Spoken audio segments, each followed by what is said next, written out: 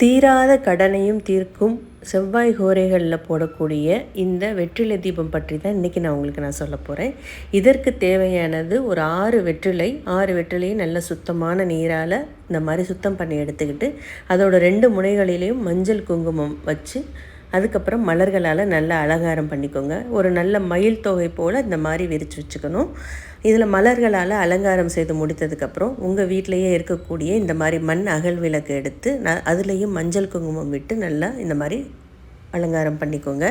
அதுக்கப்புறம் நெய் விட்டுக்கோங்க. நெய் இல்லை அப்படின்னா உங்களுக்கு சுத்தமான நல்லெண்ணெய் கூட நீங்கள் எடுத்துக்கலாம்.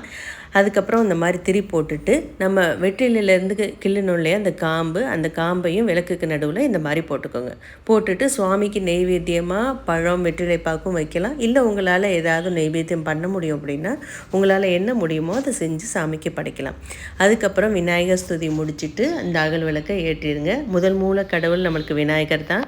ஸோ அவரை வழிபட்டுட்டு தான் நம்ம எந்த கடவுளையும் வழிபடணுங்கிறது தான் முறை. ஸோ நீங்கள் விநாயகர் ஸ்துதி முடிச்சதுக்கப்புறம் இந்த அகல் விளக்கை ஏற்றி உங்கள் மனசில் என்ன இருக்கோ, உங்களுக்கு பணம் வரவு வேண்டியது இருக்கா, இல்லைனா உங்களுக்கு கடன் நிறையா இருந்து அதை அடைக்கணுமா, என்ன வேணுமோ நீங்கள் மனதார இதை நினச்சி ஏற்றுனீங்க அப்படின்னா கண்டிப்பாக உங்கள் வேண்டுதல் நிலைக்கும்.